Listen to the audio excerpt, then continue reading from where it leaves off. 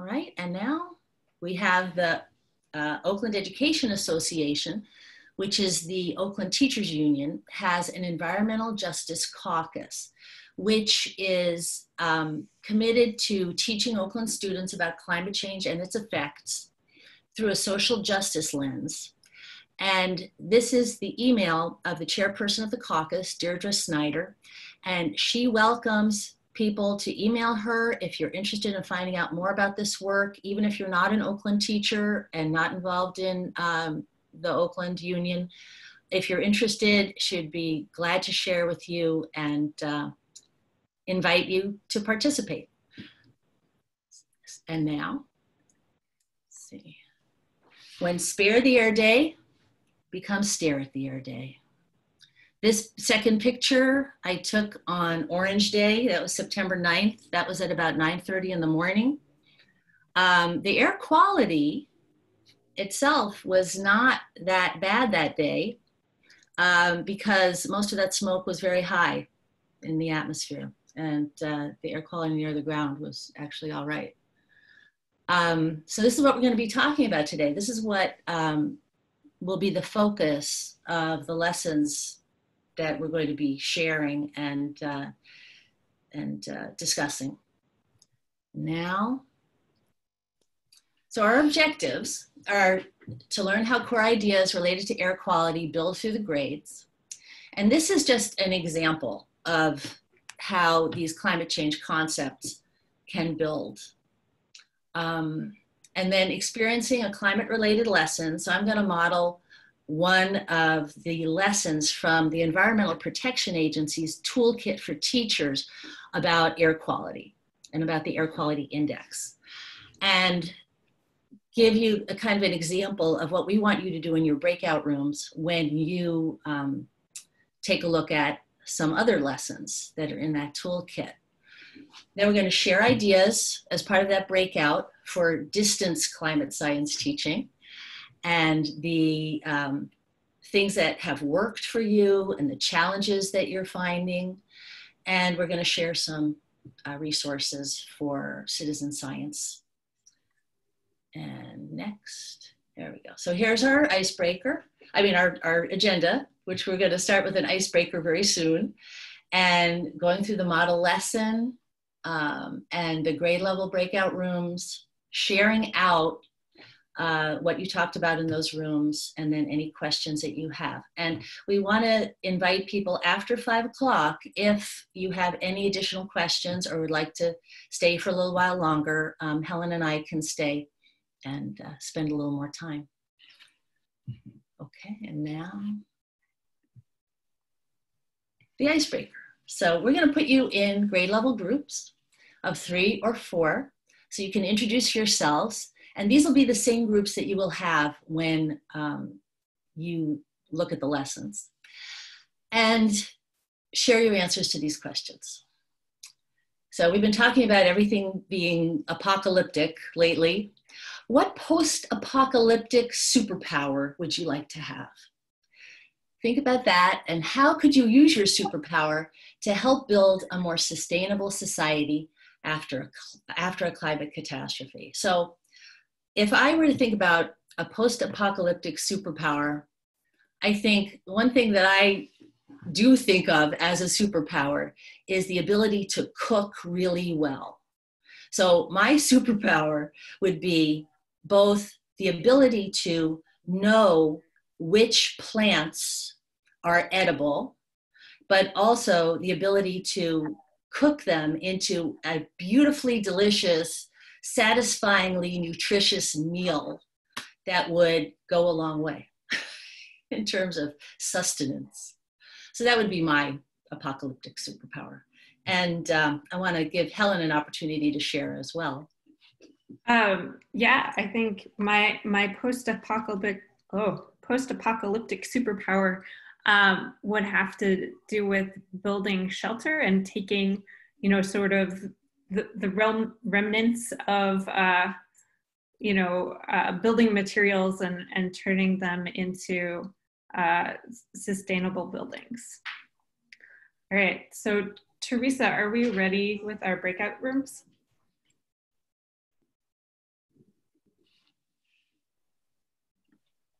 Yes, there were a couple of people who were just joining.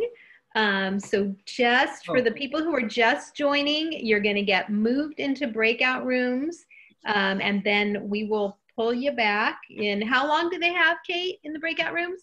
They have about 5 minutes? 5 minutes. 5 minutes, yes. Okay, great. So you should, I'm going to hit the button. You've given the prompt. Everyone knows what they're going to do? Yes. Okay. I'm going to hit the button, and sorry, you're in the hands of a rookie tech support person, so hopefully it works. We're all learning. We'll stay in the main room, so if you have any questions, you do have the ability to navigate yourself back to the main room. Thank you.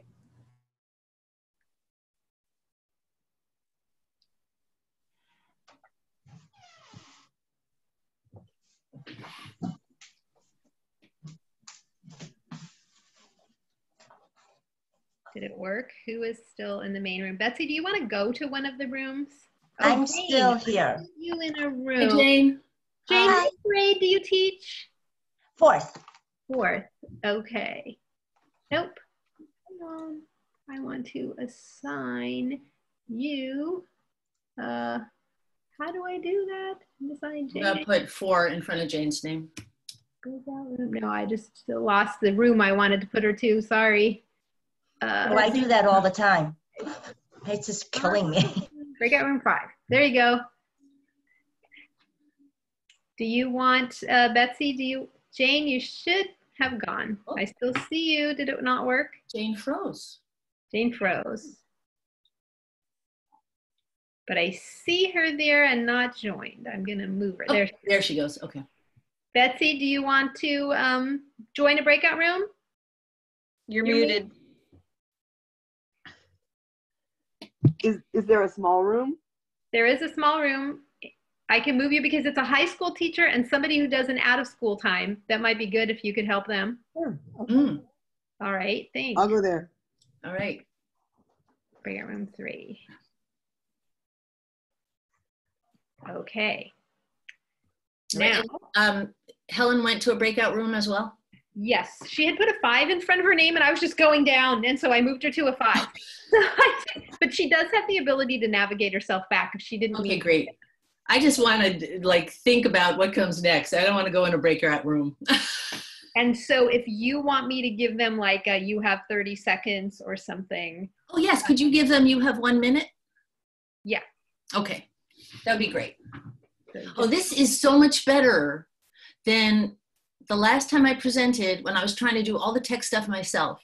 No, you really need a second person who's just doing that. And even then, it was tricky to be setting up the break rooms and watching for people coming into the waiting room. Yes, that was something that I found when I was doing the presentation, and I missed a couple people in the waiting room, and they were there for like a minute before I realized they were there. Yeah, got a lot of different things. And then some people who came later, I was trying to go over to the Excel sheet and find their grade so I could stick them to a room. Good. So when this is recording, is this recording us right now? I am not sure, but we will find out. It looks like it might be recording us. I think it does record what's in the main room. So. Right, it's still recording what's in the main room. Okay, that's fine. I guess I could have hit pause. Do you edit this before you like make it public? No, so whoever watches this will get to watch our 3 minutes of chit chat in the break room. If you're watching this on video, it will resume in just a minute. I guess I could hit pause. Okay, there we go. Oh, we were in there laughing. Okay, sorry. Oh, that's so great. I'm so glad. Laurel, welcome. Hi. Hello. Nice to see you. Did I not let you in? You're in. I'm in. Hi, Laurel. Hello. Good to see you. Good to see you too. Bye. And people should be coming back. I was going to say, where did everybody go? Hopefully they're all coming back. Nice. There they come. There they all are. Okay. Elizabeth, did I get you in a room? Yes. Perfect. Mm-hmm. There we go. All right, great. Welcome back, everyone. And I guess we're waiting for Helen. Yes, so before we get started with the slideshow again, everyone's going to, for our next breakout rooms, need access and edit access to the slideshow. So I'm dropping it in the chat right now. So you're welcome to look at my screen or follow along on your own screen. And now we will move back to presenting. Okay. All right. So, All right. Found our superpowers. Excellent. Everybody's all supercharged now? Yes. All right, very good.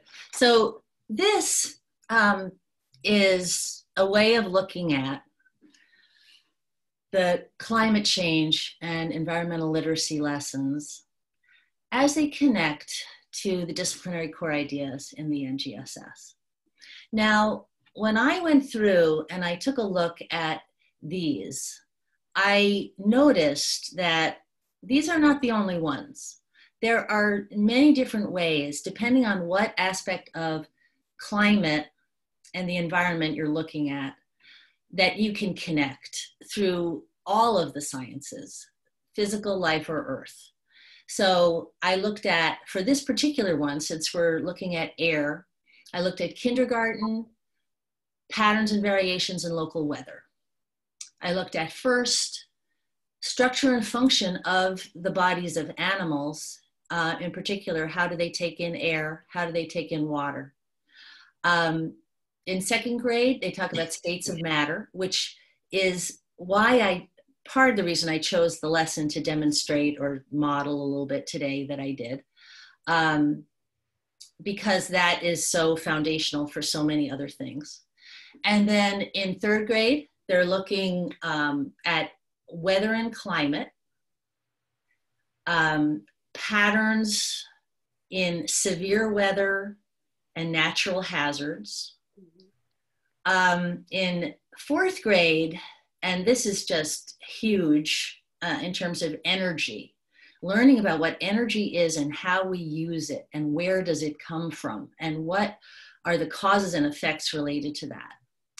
And then my personal favorite is the fifth grade lessons about, and concepts, I should say, not lessons particularly, but the concepts about the spheres. How do all the spheres of the earth, including the atmosphere, interact? So we want you to be thinking about these disciplinary core ideas as we take a look at the lesson that I'm going to show you. And then as we, and I am thinking about this lesson in terms of distance learning as well. And as we take a look at the other lessons that are in this Environmental Protection Agency toolkit. So, and now, Technically, there we go. there we go. This is my little air pollution tester that I made. This lesson is called How Dirty is the Air We Breathe?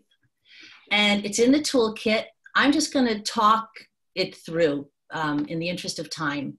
It's a very basic lesson, the way it's laid out in the toolkit, where students create this air pollution tester. And the basic function of it is to allow particles from the air to stick to it. Now, what you see there is masking tape, and it's wound around a milk carton facing out. So I just faced it out and kept winding it around and until it was completely covered.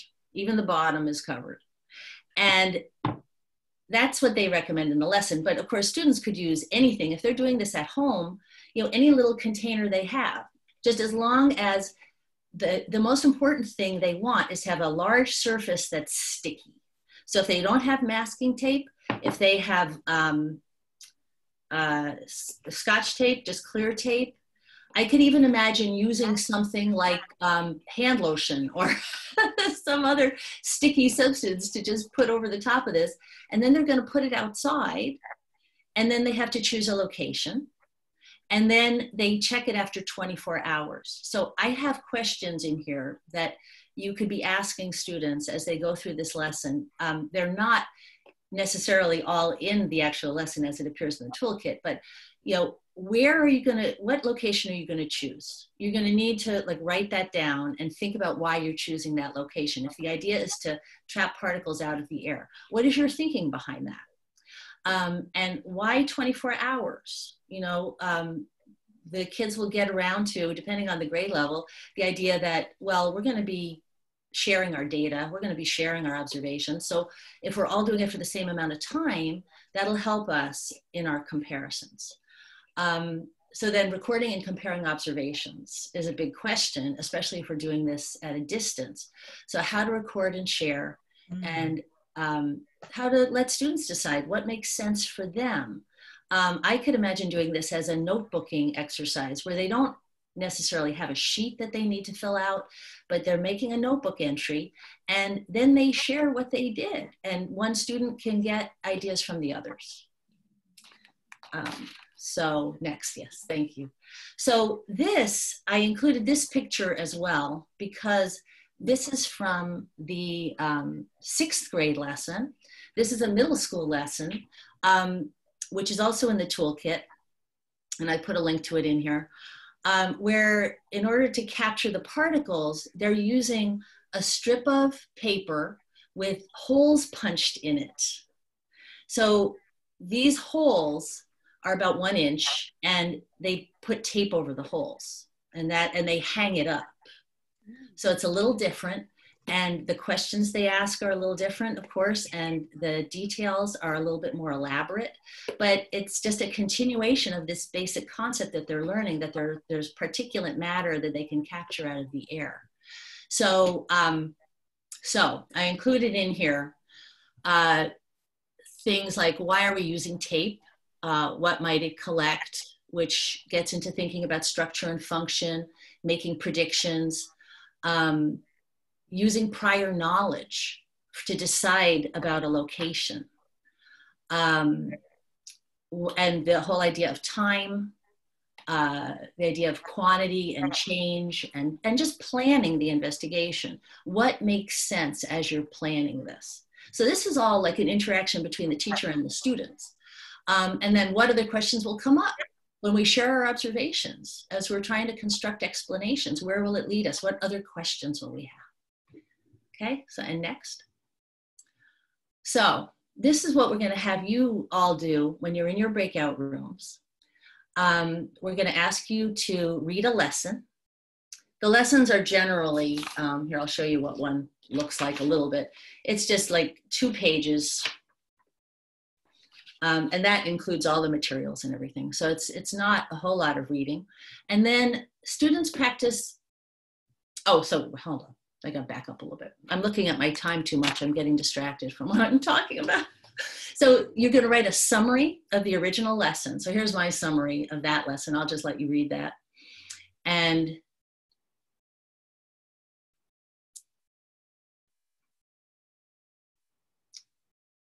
so it's basically 2 sentences about what is actually in that lesson. And then the 2nd grade core idea of states of matter, I think goes really well with that. And then adapting to distance learning, well, I should say more about that. States of matter, you know, the idea that there are these solid particles in the air. There might even be liquid in the air if there's any condensation that might happen. So let's just see where that goes. And then adapting to distance learning, this is the 2nd question we're going to ask you to respond to.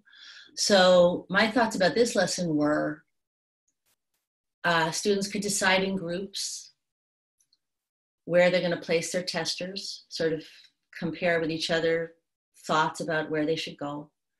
The materials are really flexible and accessible, so they can really think about what is the purpose of these materials. I just need to fulfill this purpose. What will do that? And then, and see what happens, depending on what they use. And then flexibility in their approach to the observation. So as they're sharing their designs and their redesigns, it's really coming from them. they have a little more freedom in what they're going to do. And then the challenges, okay, challenge of how are you going to share the results? How might the teacher compile the results? Yeah, what will that all look like? And then how can they get help creating their tester if they need it? Some kids, especially the younger kids, might have trouble with the tape or figuring out how to do it. Could they ask a parent or an older sibling for help? What would that look like? So I'm very interested to know. These are the 3 questions we're going to ask you in the breakout rooms. And now, so these are the resources for the lesson. These are all links to these areas. The airstrips lesson is the 6th grade lesson. And all of these other ones are EPA websites. This is a video that is kind of cute. Why is Cocoa orange? It's about a chameleon. And this is the link to that, the YouTube. It's a chameleon who doesn't change color depending on which background it's on. It changes color based on the air quality index.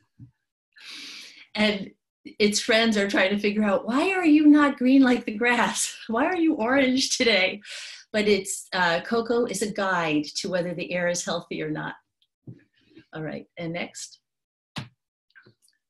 So, okay, so here we are at Breakout Rooms, and we're going to read the lesson individually, independently, and then collaboratively do the summary in 1 to 2 sentences, share ideas for adapting the lesson to distance learning, and then share challenges that you can see in the lesson and perhaps some ideas for overcoming those challenges. Let's see. Before we go on to the next slide. Oh, in your breakout rooms, choose a spokesperson who is going to share out when we come back. Everybody will have about a minute to share out. And, oh, and also in the breakout rooms, actually we could show the next slide for this. Oh, well this, okay, the next slide after this, but I do want to mention this. Keep in mind the connections to other grade levels as you look at your grade level lesson and how they might build on concepts, basic scientific concepts that students need to know to be able to understand the next level. Okay, and then next. So in the breakout rooms, you'll have 15 minutes. This is the link to the lesson here. So, oh, no, I didn't want to do that. Okay, so that's the link to the lesson, thank you. And you're gonna enter your names. When you go to the slide, you find the slide that has your grade level on it. There will be multiple slides for each grade level, I'm pretty sure. So you can enter in your name and then pay, well, when you'll know which group you're in, look for the people who are in your group. So if you're not in Kate's group on this slide, go to the next slide and find the kindergarten group that has the names of your group in it and join that group. If you have any trouble with that, you can come back out of the breakout rooms, join us back in the main room, and we'll help you with whatever you need. And we will be coming around to the breakout rooms to check with you as well and see if there are any problems with this. So then you'll be entering in these 3 columns, and this is what you'll be sharing out later when we all come back. So actually, before we do that, before we send you to the breakout rooms, does anyone have any questions about that?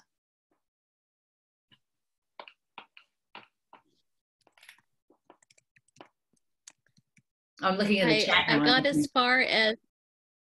Yeah. Oh, I'm sorry, go ahead. I know I'm supposed to put my name in my grade level slide, I guess. Oh, yes, you have your grade level there, and you'll go to a breakout room. The lesson. Sorry, my reception is... Oh, I see what you're saying. Okay, yes. When you go to the breakout rooms, you'll have access to the slides that are in the slideshow. So you'll go to the slide, and they start with, Helen, what slide do they start with?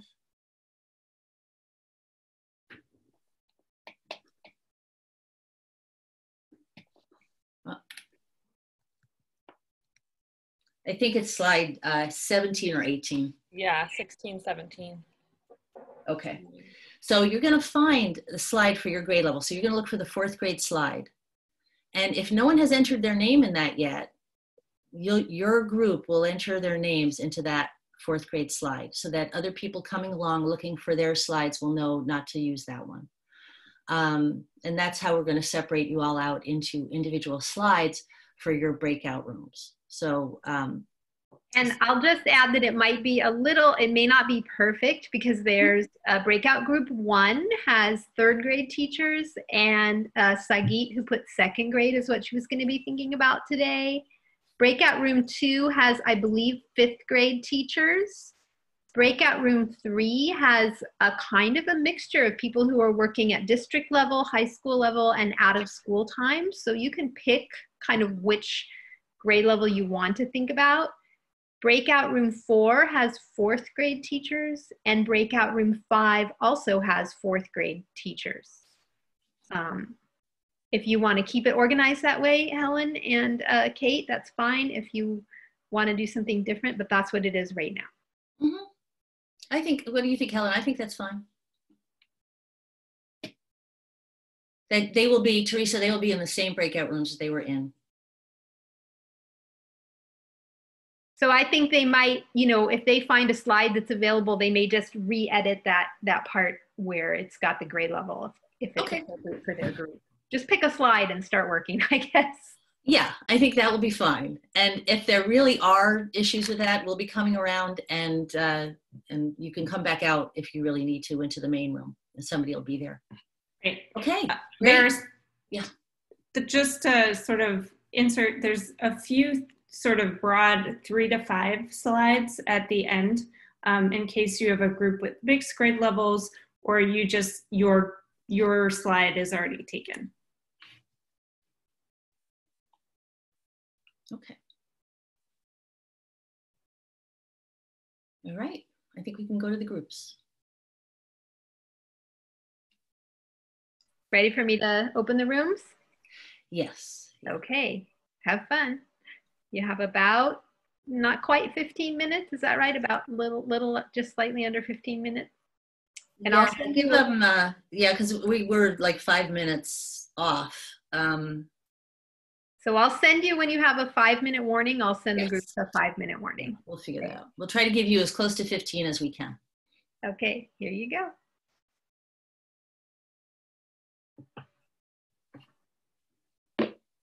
Helen, do you want to go back with the group that you were with, or do you want to jump around?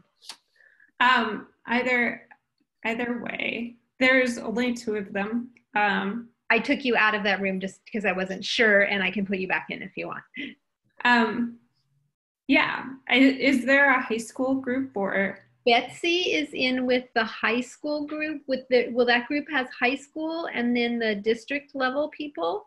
And Betsy's in with that group, and Eric is in with a group that is the fourth grade teachers, Elizabeth Cook and Tasha Barnes.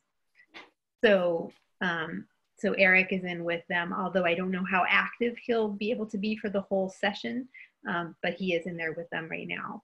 So breakout 5, which is 4th grade teachers, doesn't have anybody from our partner, and breakout group 1 doesn't have anybody right now. And that you were in. Why don't you send me to one of them, and I'll just pop in and make sure they understand our complicated directions, and then I can leave if they're and you all can set. always bring yourself back here. Yeah. Okay, so I will send you that group, and you should be able to go now.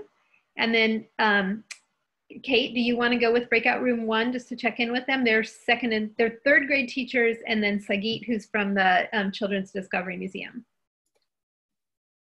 Sure. Okay, I will move you there, and you can always come back if you want to go to a different room. Okay, great. Thank you.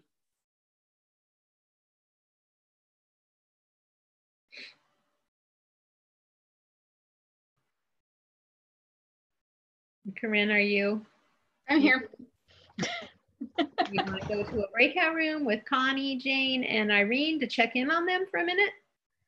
Since I don't know what the instructions are, because I wasn't fully following that, I would not be very helpful. I think they're supposed to find us. They're supposed to read through the lesson plan individually, which is what they're probably doing now. Yeah, we're just reading now. Do you want to check in with Breakout Room 5 and see what they're doing? Because there's nobody with that group either. Okay, sure. I will move you to Breakout Room 5.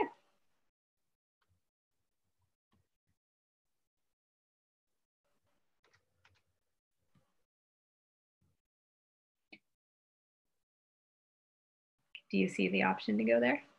No. I don't see any. I have you there. Huh. Are you going to pause the recording again? Should. What?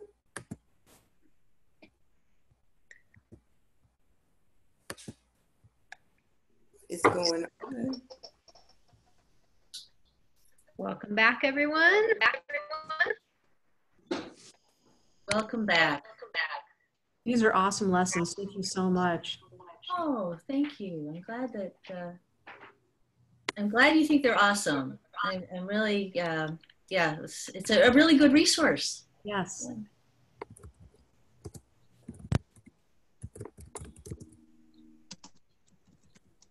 So, in the interest of time, oh wait, I'm having an echo now. What happened? Okay, does my voice sound echoey? If you can all put yourself on mute, I'm trying to go down and manually do it. But yeah, coming back to the breakout rooms, thanks. Okay, now I don't hear it. I just heard it for a second there. Okay, so in the interest of time, what we'd like, instead of having every group share out, we'd like to have volunteers from the spokespeople for the groups. If there's anyone who would like to share, we have time for about 3 groups to share 1 minute each. Is there anybody who would particularly like to share? You can just popcorn out.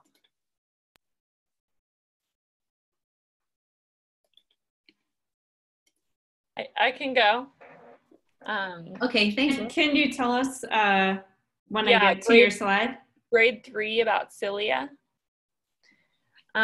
So basically it's a game where students learn about particle pollution in the air and how cilia in our nose and in our bodies protects our lungs from getting all the particulates in the air. So first you like throw flour in the air and have them look at it through a flashlight to just think about little particles being in the air. And the main activity is to play a game of tag where a lot of kids throw, most of the class is throwing balls at 2 students that are the lungs, but between those students are cilia students that are trying to like catch the balls and keep them from getting and hitting the lungs.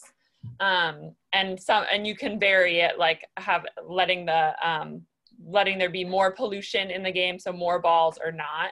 So we generally try to think it's a little hard with a tag game, but you can have kids like construct something that is that cilia barrier. Like maybe they just try to throw balls through a fence, and you can have them explore different sizes of, it could be easier for smaller balls to get through maybe. And then also just having them like experiment how it's easier to catch a larger ball, like a really big ball versus like a little pin or something. And then our last question was, we just find it hard to like get materials to students and have activities that we know the parents don't really need to help them with or clean up after them, and try not to put more stress on parents. So that was probably over a minute. All right, thank you. Mm-hmm. Would anyone else like to share from their group?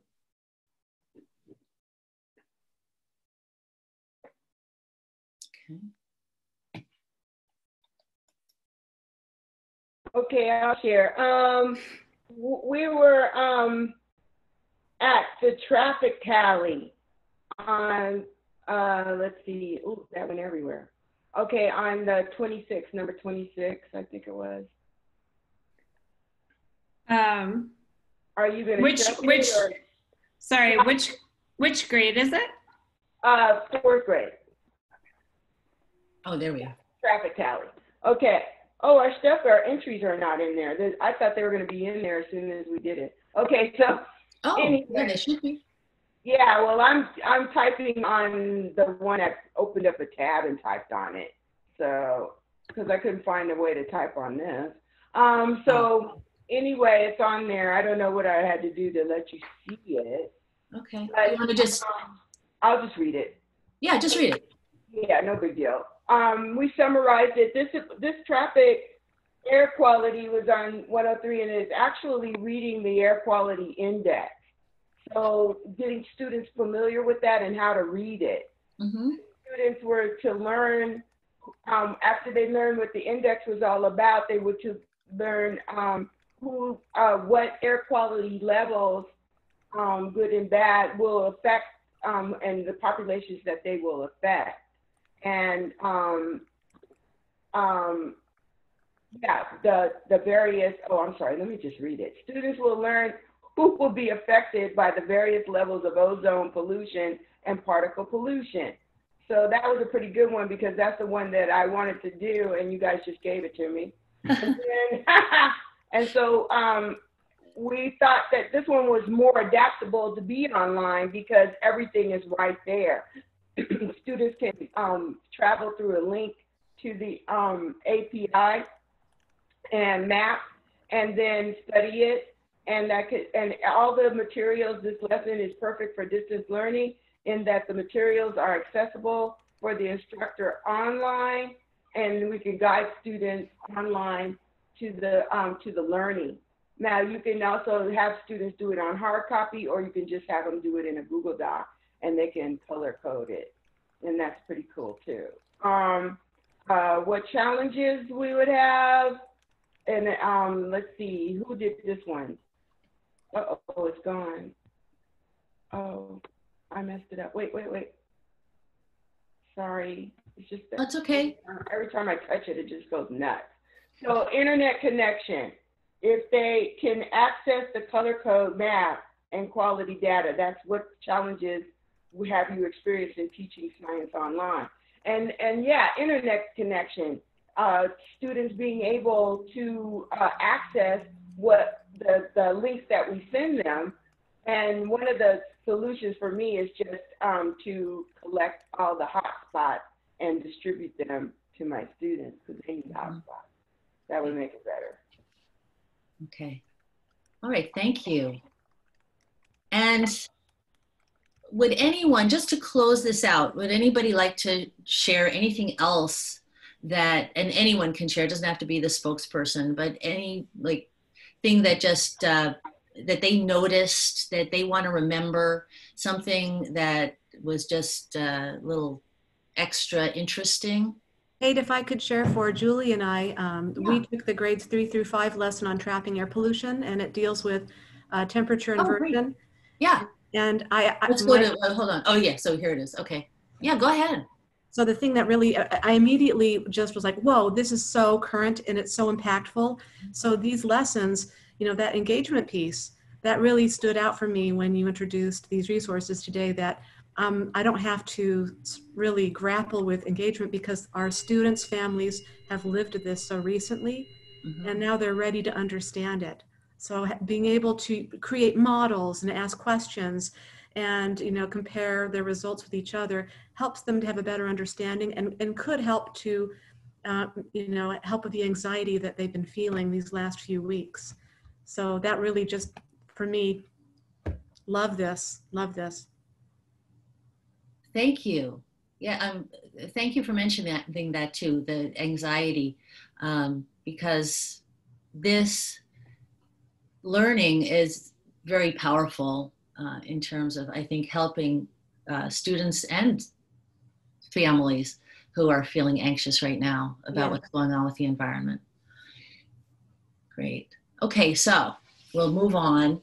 Thank you everyone for participating in that. And we will leave all of your notes on those slides. So if you want to look at other grades later when you have access to the slides, you can. So thank you. So here are just some of the citizen science projects that we're going to be giving you links to. And these are not all about air quality. Some of them, like the Journey North on this slide, are about migration, about the changing of the seasons, about well, those two things are a lot. And a lot of them are really geared toward younger children, as well as older children. But sometimes a lot of this stuff is geared toward older students, like 5th grade and up.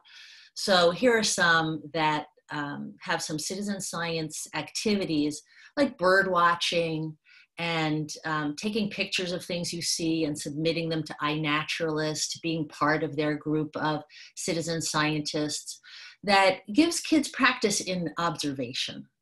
So then the next slide is for 3rd through 5th, and a lot of these things could be for middle school and high school too. Some of them require particular equipment. Like, for example, the 4th one down, Coco Roz, which is the rain collection citizen science, they need you to have their particular rain gauge. So that is an investment, and that's probably something that you would want to do at school. Buy a rain gauge. The rain gauges cost about $30 to $40. Buy a rain gauge for the class and put it somewhere on campus where it won't be disturbed, and then the kids can look at it every day. So some of these things are not necessarily that easy to do at home. However, I will say, just for example, with the Coco Roz one, if students don't have a rain gauge and they're just collecting rain in a can or some other container, there would be ways to design lessons around that. If they're measuring it, if they're saying, well, today we had however many ounces of rain or however many cups of rain, and figuring out how to share that data. That might be a wonderful planning and investigation activity too. So yeah, and citizen science, oh my goodness, this one, aboutcitizenscience.gov, is a wonderful site which has at least one wonderful video that I watched about how citizen science has affected the growth of science in general, how non-scientists have made discoveries. One particular one was about cyclonic winds, which was just amazing. Okay, so next slide. I'm going on too much about that. So environmental principles and concepts. This is the California state environmental principles and concepts about the ways that human beings interact with the environment. And it goes right along with the NGSS. And I would encourage everyone to look at this website and think about these principles and how they interact with the science concepts. I don't have a lot of time to talk about it right now, but maybe we'll do another workshop just about this, which I would be glad to. So then, and the next one are general resources, and we're going to be adding more resources to this because there are so many local resources, local websites that involve wonderful lessons and citizen science opportunities, like, oh, I'm sorry, and now I'm over 5 o'clock. I'm really sorry about that. Like Kids for the Bay and Chabot and on and on. So next slide. So thank you so much for coming. Thanks for participating in this. We're gonna stay for a few extra minutes if anybody wants to stay, but we wanna respect your time. If you have to leave, you'll have access to these slides later. And please, our emails are in the slides. Don't hesitate to email us if you have any more questions. Helen is leading, and I'm being her technical assistant on October 8th, grades 6 through 12, taking action on climate change. Thank you very much. Thank you. This was wonderful. Thank you. You guys, you did good. I really enjoyed this, and you gave me so much because I've been using Padlet to put all my science information. You just gave me some more. Great. And another lesson that all put together for me that I already had imagined, and then you did all the work. So I'm going to keep doing the telepathy thing.